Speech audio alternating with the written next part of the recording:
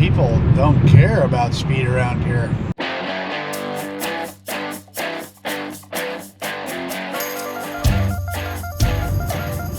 All right, well, it's really great meeting everybody over at HTP, and you know, it's been a big day of travel for Dane and I. We were up at 3:30 this morning, and we landed at Midway, Chicago, made our way.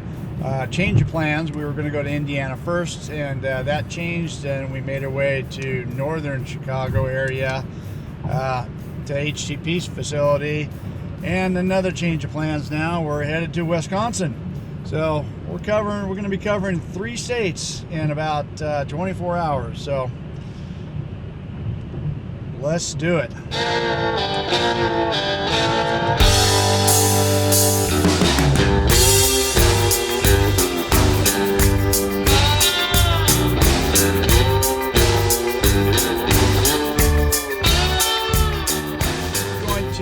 Peter Zila's place. I mean, I don't know if you guys may have not heard of Peter, but he's got a YouTube channel, and you know, that's the beauty about again, about YouTube. You get to meet a lot of different people, and this is one of those times. We met Peter, I would probably say about a year ago. He made a couple comments on my video, and the next thing you know, we're turned out to be good friends and a good relationship. So we're headed up to his place, take a look at his shop, and see what that's all about. Hey Peter, how you doing? Hey Jimbo, how you doing? Good. Thanks for having me up. Nice to meet you. Good to see you up here. Awesome. It's a little bit cooler in Wisconsin than it is in California. It's beautiful. I love it. I love the weather. So when I walked into Peter's shop, immediately when the door opened, I got this presence of, wow, what a shop this is. Absolutely. So that's my little shop here. All right. All block building. Come on in. All right. Wow, check this out.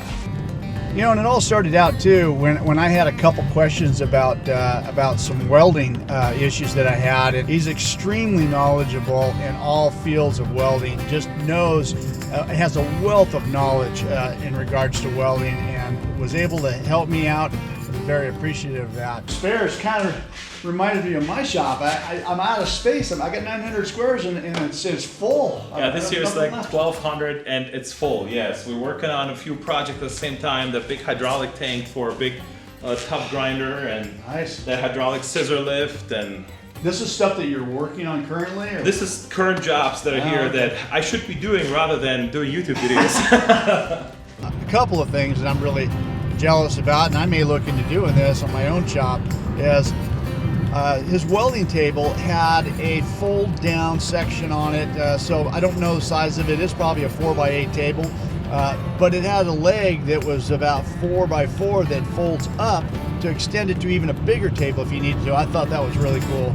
And another thing was really neat is he had a crane, and I'm not certain what it was called, but he had it pivoting in the very corner with a lightweight crane that maybe 600 or 700 pound capacity. He's able to reach over and grab beams or bigger material and get it up onto the table and move it around.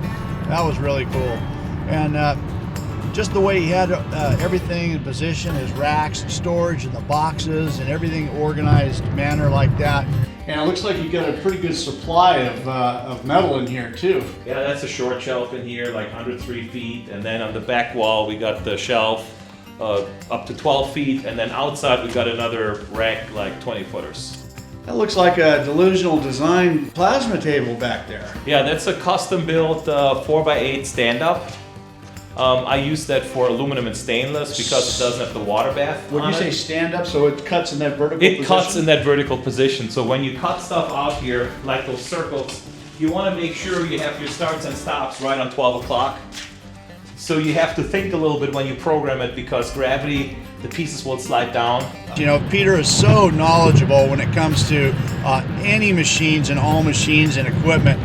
He does a lot of testing with these machines, and he's so thorough, dedicated, and so willing to help answer any questions or guide you through the way these machines work. And it's just really good information that I acquired. He's really a very helpful guy. So this is the first table I ever built, right? On a budget when I started the welding business 9 years ago. Yeah. And although I couldn't afford it, I bought 1/2 inch. Because I thought that was the right thing to do. Yeah, now you wish you had 1 inch. This table has a high spot right here. Oh, really? And one right there where it's like, it's welded to like an H frame out of 3x3 square tubing. And there's a high spot here and a high spot there. And as I heat stuff here, like castings, it's even getting worse. It's buckling even more. So what do you... So if I build railing on here, nothing ever sits flat. I really hate it. Yeah. In the front, I used a 1-inch plate. And then I had a blencher ground both sides. Really, if I was gonna have it to do all over again, I go at least 3/4, maybe 1 inch, and then have a blencher ground. All right, and you'll have to explain to me what that is. What is that? What were you talking about? Blencher grinding is the cutter head has like stones sitting in there, and it rotates, and the cutter head goes over the thing. It like basically grinds like it's like what a planer would do for wood. So a blencher grinder does for steel plate. Oh, so it's flat. It just surfaces everything. Oh, kind of like a mill. Kind of like a mill. Like you're gonna cut it flat. But a mill with the fly cutter is only so big, and it's only the blencher grinders are made for like big industrial applications. So is this the cutting something you head order? can be 2-3 feet in diameter, and it just sweeps over the whole plate. So can you go to your metal supply store and say, I want a 3/4 inch thick plate and I want a blencher grinder on one side? What, can you do that? Absolutely. Oh, you That's can. how I did it. It was a great time meeting Peter Zila and his family, and actually doing things with him and the HTP and Jeff Nolan and his crew down there. It was awesome. We're on our final stage of our 2-day road trip here. We're leaving Wisconsin about 7:30 here this morning, and we're headed to Gary, Indiana to go to Delusional Designs and meet George and hopefully take a tour of his facility. And I want to show you guys how these CNC machines are possibly assembled, put together, and used, and actually get a little bit of training in. So we're looking forward to that. We'll see you there.